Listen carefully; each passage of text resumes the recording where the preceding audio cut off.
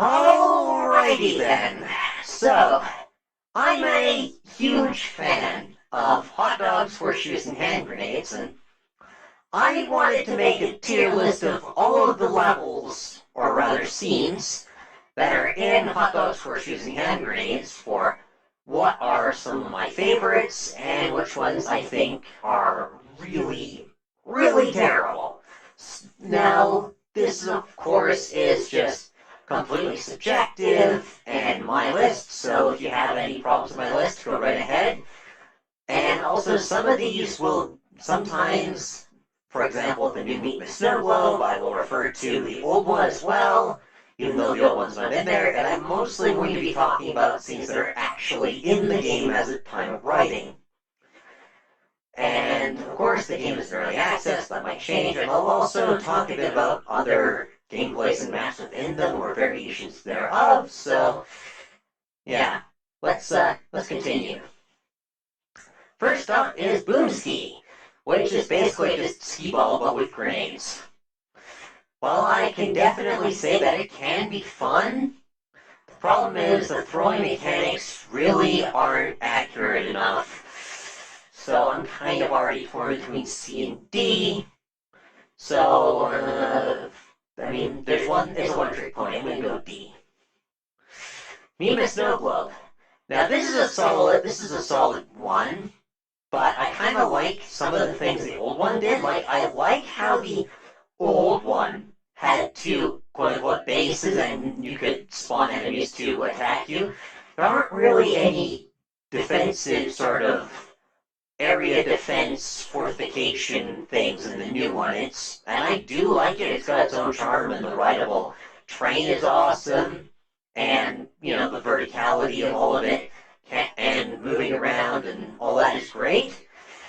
I really wish that it had like a sort of home base that you could set up fortifications and choke points, and I would really like to see a scene where the base areas of the old Meet the Snow Globe were combined with an infinite wave thing and some friendly Sosics that could spawn.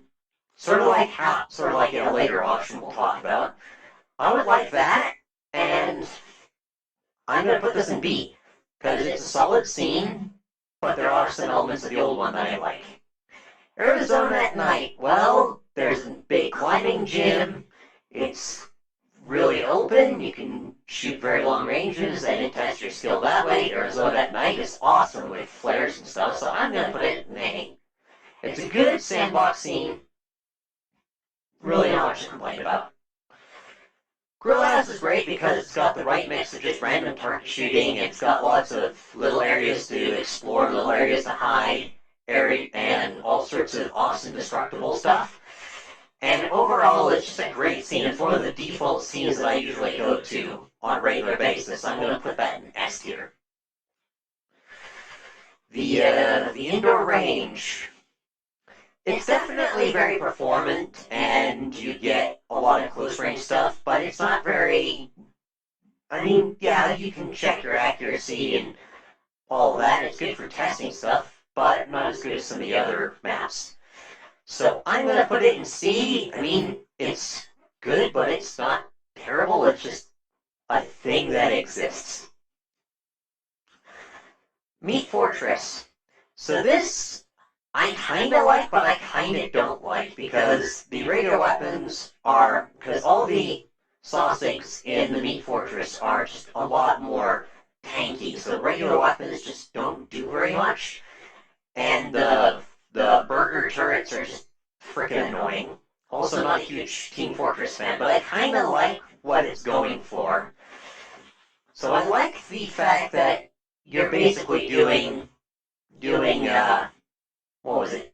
You're basically doing PvP with a team of Sosics and an enemy team, but I wish there were regular Sosics and the map was a bit smaller and there weren't turrets and stuff.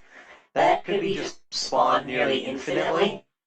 Or at least give us a better cooldown or a huge nerf to the health of the turrets, because overall, I like the idea Meat Fortress is going for, but I definitely wish that a PvP thing like this would have been a little bit more balanced with the rest of the game. Winter Wasteland. It's a toss-up between D and fuck this. Okay, hear me out. Winter Wasteland is big, it's empty, there's not a lot going on there. The enemies don't bleed and they don't get stunned or anything. It's all just bullet sponge enemies. Everything explodes for no reason.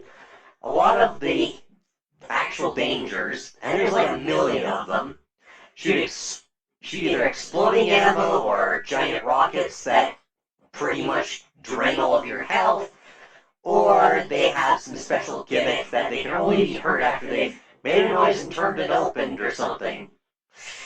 And there's no indication of where to go for finishing this, so if you want to go beyond like a casual playthrough, you know what, I'm putting it in the fuck this tier. Like, it's one of the worst of the levels in all of Hot Dog Torture and Hand Grenades. Like, this is a proper terrible, terrible scene. Like, it's got everything wrong with it that could possibly go wrong in this game. Meats. I'm gonna put it in D tier. I played it for a bit, and it's generally just shoot at a bunch of things, and sometimes the things take more than one shot, but overall there's not much to it, and the restrictions and the grinding are not exactly the most fun. So I'm going to put it in D because it kind of stands against what a lot of the sandbox themes and the shooting ones really stand for, so I'm going to put it in D tier. Return of the Rotwieners. So it's got some of the problems of Winter Wasteland, but overall it's a lot more fun because there's actually like it's got characters that have different, sometimes non-combat related missions for you, and it's more of a management thing, and it's hard to lose your way. Finding certain things requires a little bit of help, and you can just instantly spawn some of the best weapons if you want to, so it's not the worst thing ever. And also there's also most of the Saucigs, the Rotwieners, most of them just die, but I would say Rotwieners would be much better if in the no spawner version, they just gave you something that wasn't a 22 LR pistol, because 22 LR is not sufficient for Saucigs. Like, if they gave you, like, a 1911 or something, that would be a lot better.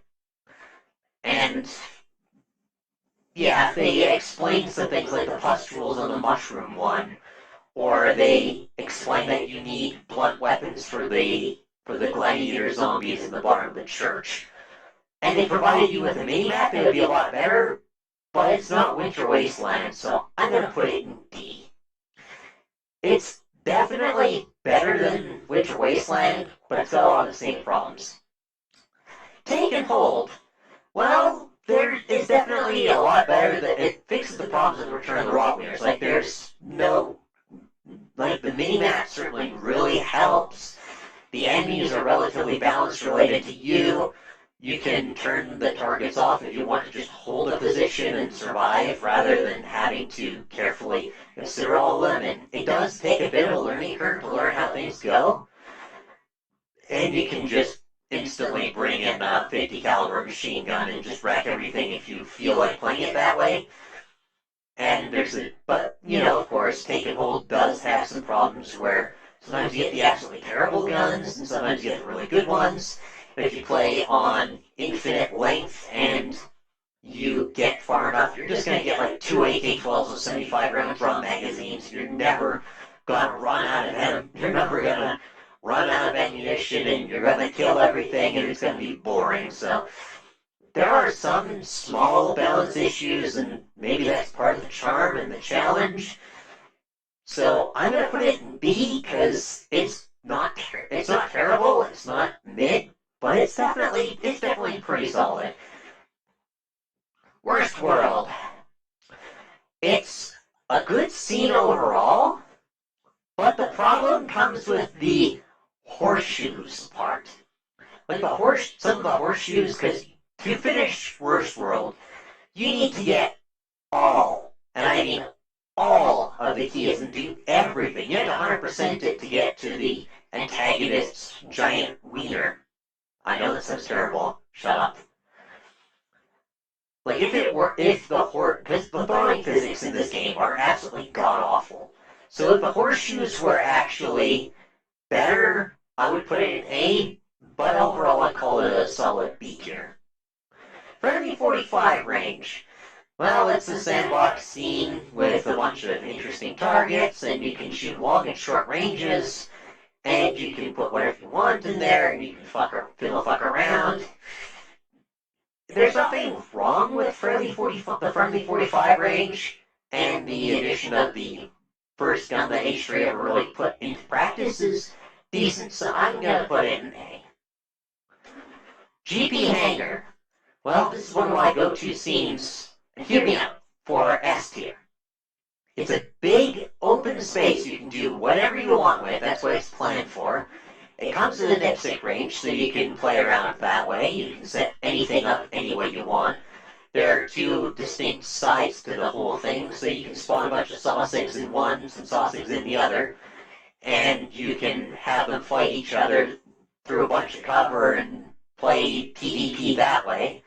And you have all this space to move around and all this space to do things, and that's really awesome in the same way Grill House is awesome, because Grill House and GP Hangar is the blank slate version of Grill House, and I really wish that there were more, and hear me out, I wish GP Hangar, there was like a GP Hangar style map where you could bring up unshootable, you can bring things cover up in it that you could not possibly shoot through even if you fired an RPG or something at it. And just pop up randomly and you could just automatically spawn saucigs or something like that. That would be amazing. You know what? Because of that, I'm going to put it in A tier because, I mean, yeah, it is a big empty room and there's not so much destructibles and it's not much to explore, but I'm going to call it an A+. Meat Grinder, I am immediately going to put that in F tier. Hear me out again. It's very windy, very easy to get lost. The objective is extremely unclear. The puzzles are freaking irritating and confusing. And if you fail the puzzles, you instantly die. And I have not managed to get one bit of meat anywhere in Meat Grinder, especially because the lever puzzles instantly kill you every time. Like, come on.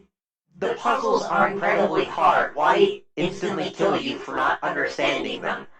And there's like a 1 in like 16 chance that you get the meat out and go put it in the grinder or whatever. And some of these, there's just unavoidable traps that will instantly give you like a 1 in 16 chance of just dying or whatever.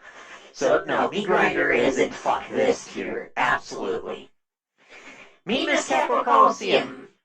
Some of the modes are great, but some of the modes aren't. I'm going to put it in B. I love the Metal Gear. I love the two versions that are just going around hitting all of the